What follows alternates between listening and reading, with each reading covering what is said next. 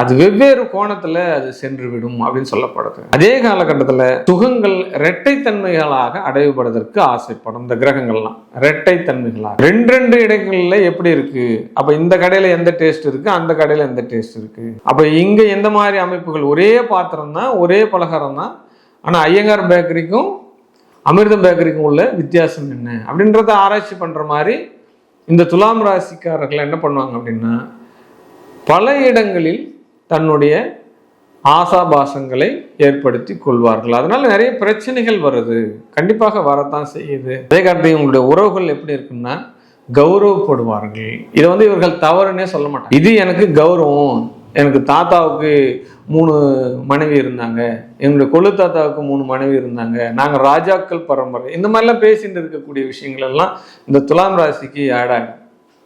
ஆமாம், இதுல இருந்தெல்லாம் மீளணும், இந்த விஷயங்கள்ல இருந்தெல்லாம் வெளியில வரணும் அப்படின்னா, அதே காலகட்டத்தில் டீனேஜ் பெண்களை வளர்க்குறீங்க அப்படின்னா இந்த துலாம் ராசிலாம் மிக பாதுகாப்பாக வளர்க்கணும். பால்ய வயசுலேயே, அந்த ருதுவாவதற்கு முன்னாடியே ஆசாபாசங்கள் எல்லாமே என்ன பண்ணா அதீத ஆசைகளாக இருக்கும்.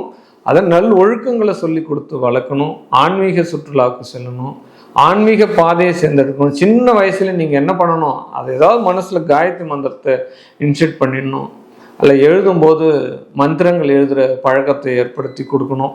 இந்த மாதிரி நல்ல விஷயங்கள் எல்லாம் நீங்கள் கிரியேட் பண்ணி கொடுக்கணும். அப்போ துலாம் ராசி நேயர்கள் நல்ல ஒழுக்கமாக பிள்ளைங்களை வளர்க்கணும். ஏற்கனவே சீர்கட்ட குடும்பங்கள்லாம் சரியாகணும். இந்த பிரச்சனைகள் இருந்து வெளியில் வரணும். இவங்க என்ன பண்ணியிருப்பாங்க அப்படின்னா, இவர்கள் மனசை மாற்றாமல் என்ன பண்ணுவாங்க அப்படின்னா தேவையில்லாத விரயங்களை செய்வார்கள். நிறைய பணச்செலவுகள் வேற இதுக்கெல்லாம் பண்ணுவாங்க. நிறைய பணச்செலவுகள் பண்ணுவாங்க. இந்த ஒரு விஷயத்துக்காக பண செலவு, நம்ம கிட்ட சம்பாதிக்கிற பணத்தை தாண்டிலும் கடன் வாங்கி கூட செலவு பண்ணுவாங்க. இந்த விஷயங்கள் எல்லாம் இந்த துலாம் ராசியில் நடக்கும்.